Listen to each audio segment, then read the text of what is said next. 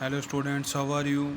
I hope you are all okay. Today we are going to teach about fungi. ठीक है, fungus के बारे में पढ़ना है बेटा. सबसे पहली बात तो फंगस होती है यूकैरियोटिक होती है, यूकैरियोटिक सेल होती है, मल्टीसेलुलर ऑर्गेनिज्म है. ठीक है, उसके बाद एक एक्सेप्शन है इसके अंदर जो कि यूनिसेलुलर है, वो यीस्ट का आता है. ठीक है, यीस्ट एक फंगस नहीं है, यीस्ट एक कैटेगरी ऑफ फंगस है जिसके अंदर डिफरेंट फंजाई की स्पीसीज आती है, जैसे कि सैकेरोमाइसिस. ठीक है, और सर्वेसी. ये डिफरेंट टाइप ऑफ फंगस है जो ईस्ट के अंदर ही आती है. ये ईस्ट एक कैटेगरी ऑफ फंगस है. इस सैकेरोमाइसिस को हम बेकर ईस्ट भी बोल सकते हैं, बिवेर ईस्ट भी बोल सकते हैं. ठीक है, जनरली ये सर्कुलर होती है. उसके बाद मान रखा है कि ये स्ट्रक्चर दिखा रखी है एक फंगस की, कि फंगस ये कोई ब्रेड है, रोटी है जिसके ऊपर ग्रो कर रखी है. ठीक है, फंगस के ये हाइफे होते हैं. ये सेप्टेट भी हो सकते हैं और एसेप्टेट भी हो सकते हैं. एसेप्टेट का मतलब है डिफरेंट ड्रॉप, डिफरेंट पार्ट्स में डिवाइड हो.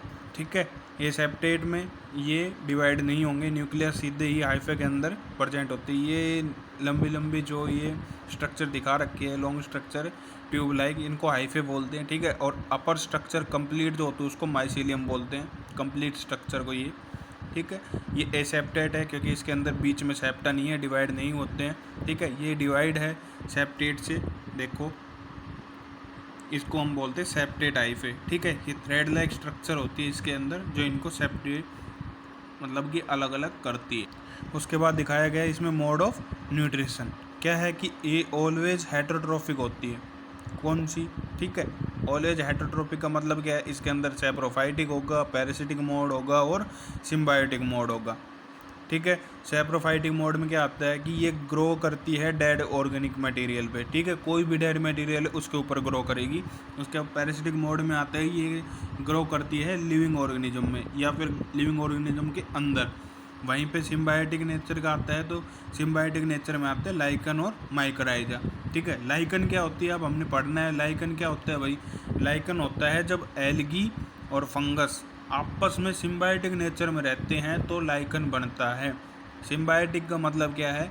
ये बेनिफिट करते एक दूसरे. कैसे? मान लो ये एल्गी हमारे पास. ठीक है, एल्गी के बारे में हम पढ़ चुके हैं पहले भी. एल्गी क्या करती है? फोटोसिंथेसिस करती है, ये सबको पता है. ठीक है, और ये फंगस इसके साथ इस टाइप में चिपक जाती है और अपने हाइफे निकाल लेती है. Complete structure is known as mycelium. ठीक है, ये डोमिनेंट पार्टनर होती है फंगस एल्गी के साथ. क्या होता है, ये बहुत सारे सरफेस को कवर कर लेगी फंगल हाइफे. ठीक है, और ये क्या करेगी, ये सॉइल के अंदर जो भी फॉस्फेट आयन हुआ, जो भी वाटर हुआ, जो भी एल्गी को चाहिए उसको एब्जॉर्ब करके एल्गी को दे देगी ताकि एल्गी क्या कर सके? फोटोसिंथेसिस. एल्गी अगर फोटोसिंथेसिस करेगी तो क्या बनाती है? ग्लूकोज बनाती है.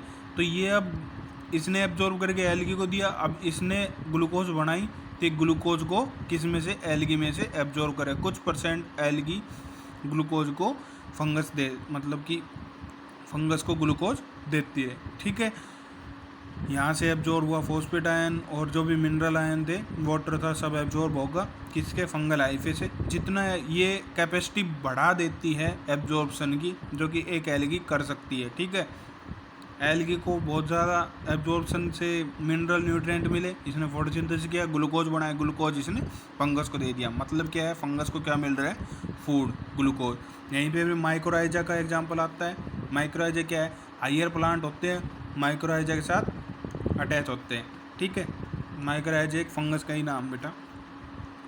ये प्लांट क्या बनाएंगे? ग्लूकोज बनाएंगे. यहाँ से ये हाइफे क्या कर रहे हैं? फंगस के हाइफे H2O को एब्जॉर्ब कर रहे हैं. ठीक है, यहाँ से इसका एब्जॉर्प्शन नेचर बढ़ा रहे हैं. रूट का, रूट के साथ सिम्बायोटिक नेचर में होती है, शेल्टर मिल रहा है पहली बात, तो दूसरा प्लांट से फूड मिलेगा और ये इसको एब्जॉर्प्शन में हेल्प कर रहे हैं. उसके बाद बेटा आता है फंजाई. ठीक है, ये एक ऑलवेज हैप्लॉइड बॉडी होती है, हैप्लॉइड नेचर में ही होती है. ठीक है, इसके 4 डिफरेंट पार्ट्स है.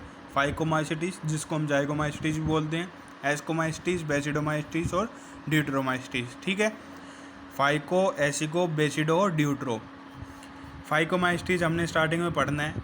इसकी कम से कम एक हर स्पीसीज बता रखी है. एग्जाम्पल के लिए RAM, राम बोल दो, रैम बोल दो. ठीक है, ये रिमेंबर करने के लिए कि फाइकोमाइसिटिस में क्या है? आर का मतलब राइजोपस, ए का मतलब एल्ब्यूगो, एम का मतलब म्यूकोर, ठीक है। ये एक फॉर्मूला बना रखा है ताकि फाइकोमाइस्टीज में जो भी फंगस आती है उनको याद करा जा सके, ठीक है। राइजोपस, सबसे पहले राइजोपस का एग्जाम्पल लेके चलते हैं हम फाइकोमाइस्टीज में। ये करती है एसेक्सुअल रिप्रोडक्शन करती है फाइकोमाइस्टीज में, एसेक्सुअल रिप्रोडक्शन, ठीक है। ये फंगस है जो कि एसेप्टेट है, ठीक है। एसेप्टेट के अंदर क्या होगा, ये हैप्लॉइड बॉडी होती है, इसके अंदर ये फ्रूटिंग बॉडी बनेगी। क्या होगा, फ्रूटिंग बॉडी बनेगी जो बैलून लाइक स्ट्रक्चर होती है, इसको बोलते हैं स्पोरेंजियम। इसके अंदर हैप्लॉइड स्पोर बनेंगे। अगर हैप्लॉइड है तो मियोसिस तो हो नहीं सकती, क्योंकि मियोसिस तो जो डिप्लॉइड होती है उनके अंदर ही होती है, जो कि 2n से n बनाते, तो इनके अंदर होगा माइटोसिस। जब भी माइटोसिस करेंगे तो ये स्पोर फॉर्म करते हैं। स्पोर भी दो टाइप के होते हैं, ए प्लानोस्पोर और जूस्पोर। जो जूस्पोर होते हैं ये मोटाइल होते हैं और ए प्लानोस्पोर नॉन मेटाइल होते हैं। इसके बारे में आगे डिस्कस करेंगे बेटा, ठीक है। अब ये स्पोरेंजियम हमने यहाँ से उठा के यहाँ पे बना लिया, ठीक है। इसके अंदर 2 स्पोरेंजियम थे, burst and spores come out. अब एक स्पोर, ये 2 स्पोर हो गए, 2 स्पोर मिलके फंगस का रिप्रोडक्शन नेचर प्रोवाइड करेंगे, ठीक है। फंगस जब 2 स्पोर मिलेंगे तो 2n हो गया, 2n ये मेयोसिस हो गई और फंगस अराइज हो जाएगी। ये था एसेक्सुअल रिप्रोडक्शन। यहीं पे सेक्सुअल रिप्रोडक्शन आता है राइजोपस के अंदर। राइजोपस में सेक्सुअल रिप्रोडक्शन कैसे होगा, 2 राइजोपस है, डिफरेंट है स्पीसीज है। एक मैंने रेड कलर से बना रखी है, एक ब्लू कलर से, दोनों हैप्लॉइड बॉडी है, ठीक है। इनके जो न्यूक्लियस होते हैं दोनों के अलग अलग के, ये एज ए गैमेट एक्ट करेंगे, ठीक है। जैसे सी एक्ट करेंगे तो इनके जो साइटोप्लाज्म पास में आ जाएंगे। जब साइटोप्लाज्म पास में आते हैं तो एक स्ट्रक्चर बनाते हैं जाइगोस्पोरेंजियम, ठीक है। Nucleus fuse form to zygote. ये न्यूक्लियस इस साइटोप्लाज्म के अंदर आ जाते हैं, दोनों के अंदर प्लाज्मोगैमी होती रहती है, ना कि कैरियोगैमी। प्लाज्मोगैमी का मतलब क्या है, साइटोप्लाज्म फ्यूज हो जाते हैं और फ्यूज होकर एक स्ट्रक्चर बनाता है जाइगोस्पोरेंजियम। जाइगोस्पोरेंजियम को यहाँ पे बड़ा करके दिखाया गया है। इसके अंदर देखो रेड कलर से मैंने दूसरी स्पीसीज का और ब्लू का दूसरी स्पीसीज का अलग अलग बना के रख रखे। हैप्लॉइड दे, जब दोनों जुड़ जाएंगे तो 2n बन जाएंगे, ठीक है। यहाँ हो गई कैरियोगैमी। जब भी न्यूक्लियस फ्यूज करते हैं उसको बोलते हैं कैरियोगैमी, फ्यूजन ऑफ न्यूक्लियस, ठीक है। उसके बाद इसके अंदर मियोसिस होगी। मियोसिस होने के बाद ये जो जाइगोस्पोरेंजियम है उसके ऊपर एक फ्रूटिंग बॉडी बनेगी, फंगल हाइफे होगा और उसके ऊपर एक जाइगोस्पोर बनेगा। जाइगोस्पोर के अंदर हैप्लॉइड स्पोर होते हैं और ये हैप्लॉइड स्पोर जहाँ भी जाएंगे ब्रस्ट होने के बाद वहाँ पे नई राइजोपस को प्रोड्यूस करेंगे, ठीक है। उसके बाद बताया गया कुछ डिटेल। फाइकोमाइस्टीज है, ये फाउंड कहाँ किए जाते हैं, एक्वेटिक हैबिटेट में रहते हैं, डिकेइंग वुड के अंदर रहते हैं, मॉइस्ट नेचर में, डैम्प प्लेसेस में रहते हैं, ठीक है। और एज ए ओब्लिगेट पैरासाइट भी रहते हैं, किसके अंदर, प्लांट्स के अंदर। यहीं पे फिर बताया गया माइसीलियम जो होती है एसेप्टेड होती है, ये मैंने आपको पहले ही बता दिया। सिनोसाइटिक कंडीशन क्या होती है, जब प्लाज्मोगैमी होती रहे और कैरियोगैमी ना हो, न्यूक्लियस फ्यूज ना हो और साइटोप्लाज्म फ्यूज हो जाए, उसको हम बोलते हैं सिनोसाइटिक नेचर। जूस्पोर होते हैं वो मोटाइल होते हैं, ये बता दिया मैंने। ए प्लानोस्पोर नॉन मेटाइल होते हैं।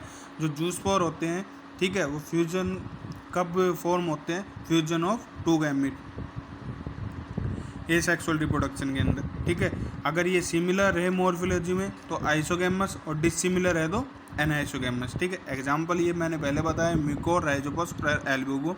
राइजोपस को ब्रेड मोल्ड भी बोलते हैं और एल्ब्यूगो को parasitic fungi on mustard. Mustard के ऊपर जो भी पैरासिटिक फंजाई होती है वाइट कलर की होती है बेटा, उसको बोलते हैं एल्ब्यूगो।